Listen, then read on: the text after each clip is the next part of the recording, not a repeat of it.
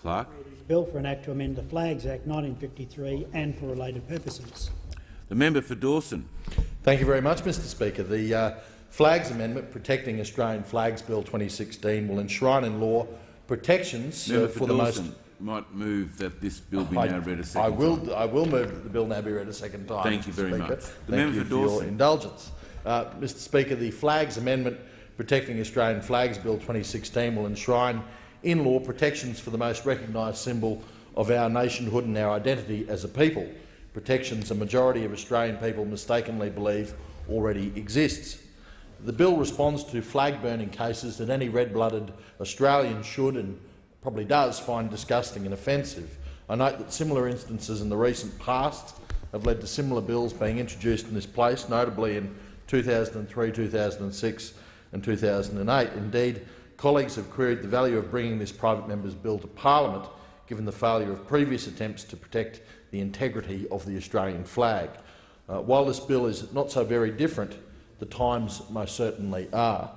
These are turbulent times, these are uncertain times. In these times we need the strong foundation of cultural values and beliefs upon which this nation was founded and through which this nation has flourished. But ill winds blow, and the sea of public discourse is polluted with a distracting and self-harming froth and bubble of our own making. The chattering classes and the self-proclaimed elite, egged on by a compliant and self-serving media, are forcing the entire nation to apologise for everything the nation is and represents. And the people of this nation, willing or not, have allowed this cancer to take root. In such a climate, this bill may be viewed as one sailing against the winds of political opinion. But this is an opportunity for Australians, real Australians who still believe in a fair go, still believe we're the lucky country and still believe that opportunities abound equally to all who value their good fortune of being born in or migrating to Australia.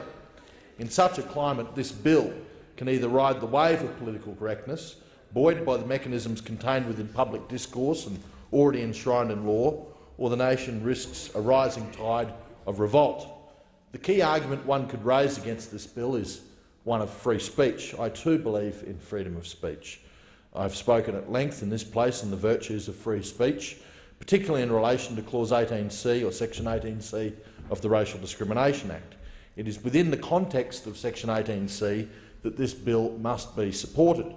For freedom of speech is important in a democracy, but that ship sailed the day that 18C was entrenched in law.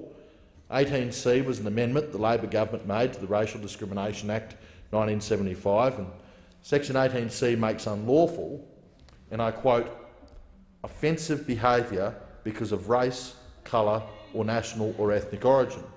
Now, two things are required for Section 18C of the Racial Discrimination Act to apply to an act. That is, the act is reasonably likely in all the circumstances to offend, insult, humiliate or intimidate another person or a group of people, and the act is done because of the race, colour or national or ethnic origin of the other person or some or all of the people in the group. Of particular interest here is the words national or ethnic origin. I note that the Human Rights Commission omit any references to national origin in an article explaining the law, an article titled At a Glance, Racial Vilification under Sections 18C and 18D of the Racial Discrimination Act 1975 Commonwealth. The article says under the heading, What does the law say? And they go on to say that the law says Section 18C of the Racial Discrimination Act makes it unlawful for someone to do an act that is reasonably likely to offend, insult, humiliate or intimidate someone because of their race or ethnicity. It's not surprising that the Human Rights Commission have omitted, very conveniently, the words national origin. Last year I lodged a complaint with the Australian Human Rights Commission about flag-burning activities by protesters at a rally. The response from the Human Rights Commission was this: it is not clear how it could be argued that the burning of the flag in these particular circumstances was done because of your race, national origin or ethnic origin, or the race, national or ethnic origin of Australians of European descent.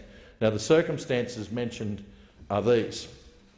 The flag-burning incident took place on April 4th last year. Protesters burnt the Australian flag to chants of no pride in genocide and always was, always will be Aboriginal land. In these circumstances, I cannot see how burning the Australian national flag can be anything but an attack based on nationality and specifically Australians of European descent. The protesters' action was not about burning the physical entity, but about attacking the values and ideals of the nation that it represents. The existence of this connection is the very reason why the particular symbol was chosen to be desecrated. They didn't burn an ISIS flag, they didn't burn a swastika, they specifically chose to burn our nation's symbol because they knew that would cause maximum offence to their target, patriotic Australians of European extraction who have as much right to be in this country as Aboriginal Australians or anyone else. The Act was designed to offend. The Act was intended to offend. If Section 18C is not equally applied to all, then it is a joke. If Section 18C protects peoples of all nations except Australians and people of all ethnicity except Australians of European descent, then the Act is legislated racism itself. Now, I know the protesters who burned the Australian flag on that day would be great supporters of Section 18C because it affords them protections against the free speech of others while denying those same protections to others. If those people who support Section 18C's suppression of free speech, then they absolutely must support this bill. The Australian flag is declared to be the national flag by the Flags Act 1953, and this bill will afford protection to the Australian national flag, the Australian Red Ensign and any other flag or ensign appointed under Section 5 of the Act. The bill seeks to provide protection by making it a criminal offence to wilfully destroy or otherwise mutilate the flag in circumstances where a reasonable person would infer that the dishonouring and defiling of the flag by burning or other actions is intended publicly to express contempt or disrespect for the flag or the Australian nation. The protections afforded by this bill would also extend to the Aboriginal flag and the Torres Strait Islander flag, which are our nation's flags as well. Now, Mr Deputy Speaker, there is a widespread belief, as I said before, in the general community that such protections already exist. There is also widespread opposition to the provisions made in Section 18C of the Racial Discrimination Act. Such an imbalance impinging on freedom of speech to protect some while refusing to protect others is contrary to our cultural values as Australians. Now, discrimination is not a one-way street, regardless of whether acts and speech are directed at a minority or a majority. Racism is racism.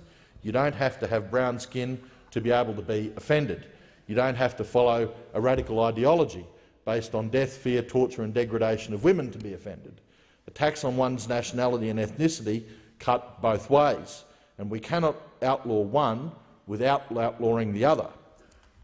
If this bill was in response to the desecration of the Aboriginal flag, this would probably be a very short debate indeed. But the politically correct crowd only tolerates intolerance and discrimination if it's against the perceived majority.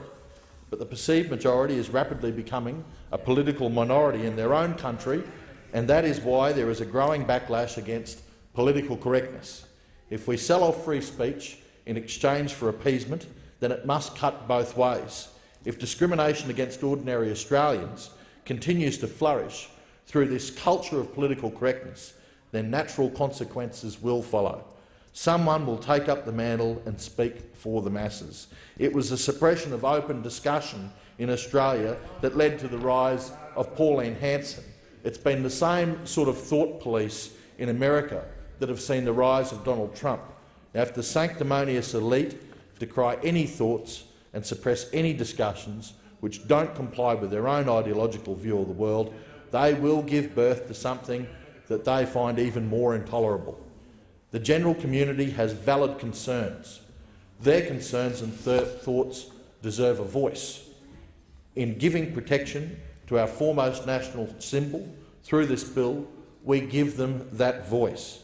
Can I end by saying to those concerned about freedom of speech, burning a flag isn't speaking, and I commend the bill to this House. The member for Dawson has moved.